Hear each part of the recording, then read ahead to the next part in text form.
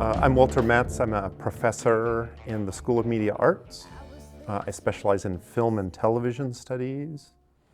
I teach undergraduate courses that attempt to bridge the study and production of media forms, particularly film and television.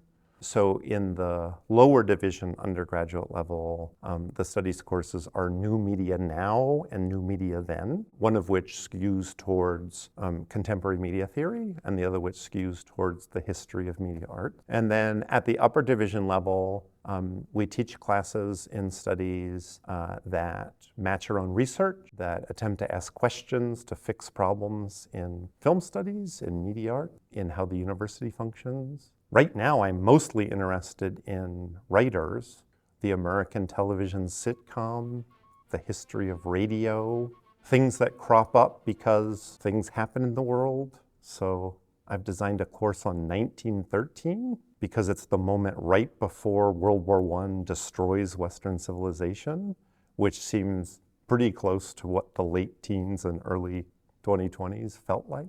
We have a doctoral program, so I teach a lot of graduate level courses that are essentially advanced mass communication theory.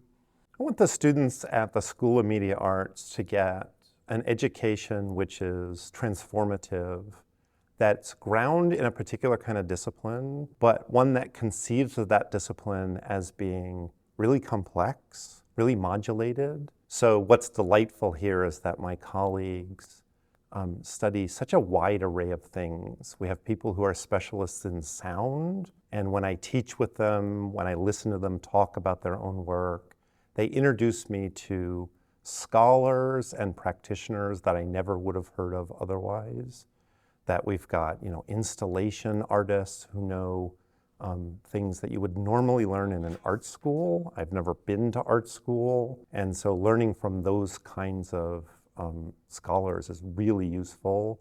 And I want my students to learn not only from me and people that think like me, but from my colleagues who think differently than me. The other thing that I want students to learn is at a state university, one of the great benefits is we have all kinds of departments that they would never conceive of as being important to their education. And yet in the core curriculum, in the honors curriculum, you get introduced to ideas that are crucial to being a media artist.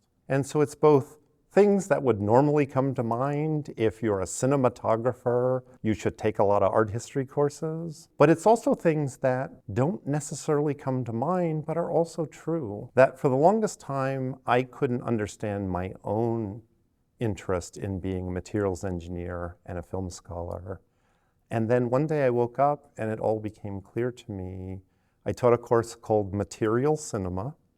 And I started thinking about ways in which things like dust matter both to scientists, to philosophers, and to filmmakers. If you got a lot of dust on the lens, generally filmmakers want to brush it off.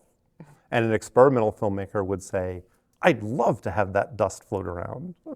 My favorite experimental film is George Landau's A Film in Which There Appear Sprocket Holes. And he rephotographs a film strip, and when you watch it, you're not sure whether the dust particles you're seeing are on the original film strip or are on the projection of the film as you're watching it. It is a wonderfully complicated presentation of the ephemerality of dust. And that's something that philosophers think about, it's something that artists think about, and it's something that critical theorists like me think about.